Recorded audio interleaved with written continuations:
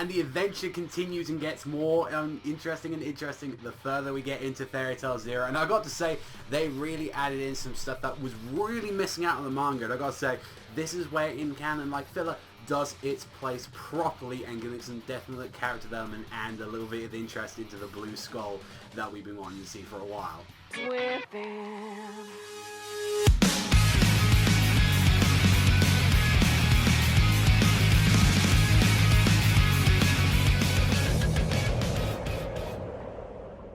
So we finally get to see him, like, oh sure, right onto like the town, and it's like you see the little wonder in like Mavis' eyes, like, oh my god, look at all this stuff everywhere, it's so cool, like I love this sort of stuff. And in the most weirdest pairing ever, as like Yuri and like Warrior, you're like, we're gonna be in the inn chilling, you know, as there and all that, like you guys just go on ahead, just, you know, don't mind us. It's like, alright, Pret's like, fuck this, I'm gonna get information. I can't be asked to look around there for like all this chilling. I need to get some information on Blue Skull. And Mavis thinks this is the great idea to team up. Not just to reiterate, like they actually extended this in the anime, which you actually got to see a lot more of like Pret just trying to do like the nice thing around town. Like there was like a tree that was like rotten or something, and the kid was now going to lean on it, would have fallen on him, but he has no way to really explain things to people, or he just like looks too scary. Like even he tried to stop like this giant like wheel like on this like massive car that was falling down, and then it was like,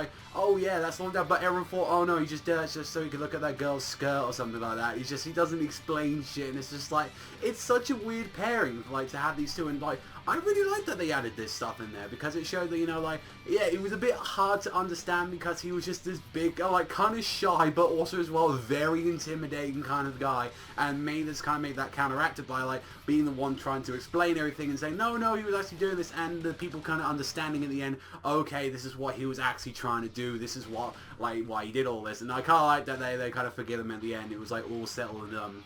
And then Mavis being Mavis with her adorable self, saying like, oh no, you're a really good person, I could see that in your heart, like, you know, you're just like a little bit grumpy, that's all. And just like throughout the entirety, like, I absolutely laughed myself when they were just walking around, like, she wouldn't shut the fuck up about asking questions, and like, he's just there like, oh my god, I want to fucking hit her.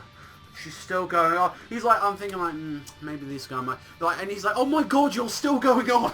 It's like, I swear, I was just waiting for him just to snap, saying like, are you still going on? Shut the fuck up. Like, I was imagining him just to blow up at any second, because trust me, I've done that before to people before, and they've done that to me as well. I know how annoying that shit can get. It's like, yeah, you don't want any of that.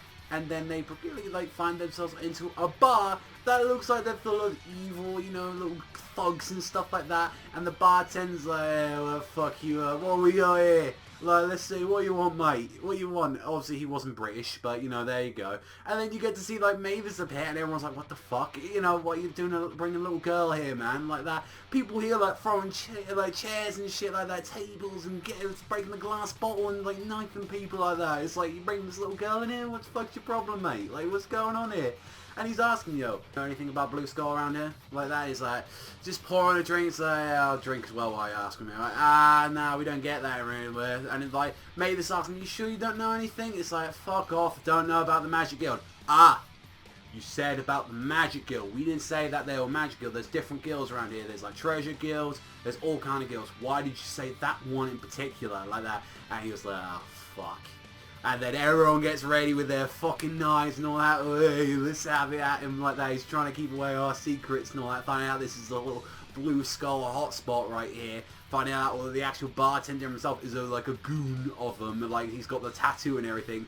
And just like how you get to see him use like this sick ass like scorpion chain, like doing all this shit. It looks like it kind of cool, and like the whole thing of him, I dance with Blaze, and kind of showing, you know, that he's the muscle of the group. He's definitely taking care of that. And then when you got to see like he tried to use like a little magic symbol saying like, you can't go over that because it's dangerous, and then made this like very easily just like, oh, you did the symbols wrong, like that doesn't work and all that, and just easily walk out, and then showing off her magic, which is summoning this giant fucking wolf, like the Cyrus wolf, which is yours you caught as well. If you heard that in Japanese, that also means Tenro. So yeah, Tenro, like Jima, kind of means like Cyrus Islands, I believe. So it's like That's where I've heard like a lot of people saying calling it the Cyrus Island as well, but I consider it Tenro G-Man, the Tenro Wolf. But honestly, that looked really badass, and there was just that one cool pose where she had like hands out saying like, where, you know, tell us about Blue Skull, like that. She looks evil as anything. I was like, oh, that's some badass Mavis right there. Like, you know, she's not just a tactician, she knows her shit as well.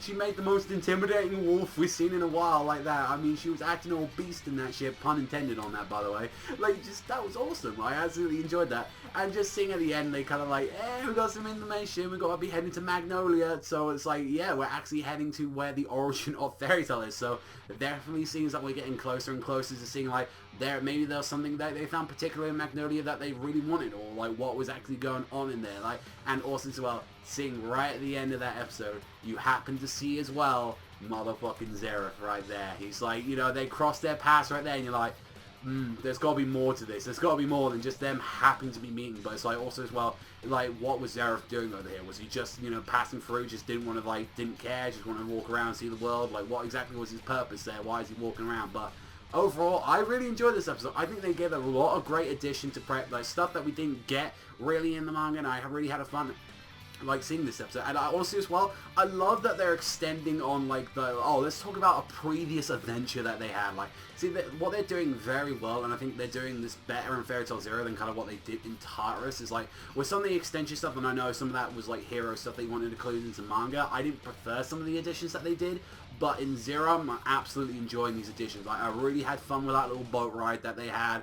I really liked this episode with all the press stuff they give a great bunch of development, and if they're going to have like a little side story, maybe it's like potentially like how they all first met up, or like one of their first jobs or something like that, I think that'd be a great as well, you know, show a little bit more like camaraderie and like friendship between, you know, Yuri Ward and like Predator. Like, I think that'd be a great time to show that stuff, and honestly, if they do it right, I can very much be looking forward to that. And honestly, this has been very fun. Like, I've been really enjoying Fairy Tail Zero. I wasn't expecting, since I read like most of the manga, I really wasn't expecting having like this much fun with it like I was. But it's like, I'm having a blast with it. So I hope you guys are as well. I honestly did enjoy this episode very much well. Like, I think it gave some great character development of the Pret. I did love the antics of Mavis in this episode. I do think we need to see a little of the others and all that. I think we need to see a little bit more of Warred. I think we need to see a little bit more of them all. Like, he's the one character at the moment that hasn't really had his time to shine yet, so maybe in the next episode they might give that to him. But I'm definitely looking forward to it, since my mind is still a little bit hazy on some of the stuff, but I do know they're doing canon as well next week as well, so they're not going to be doing like the boat episode where that was completely all filler, and this, like, you know, this was half, you know, in canon filler, and also as well a bit like canon as well. So I'm looking forward that they're doing the same next week. We'll have to wait and see, but that's honestly all from me. So thank you much for watching as always, and I'll catch you guys next time.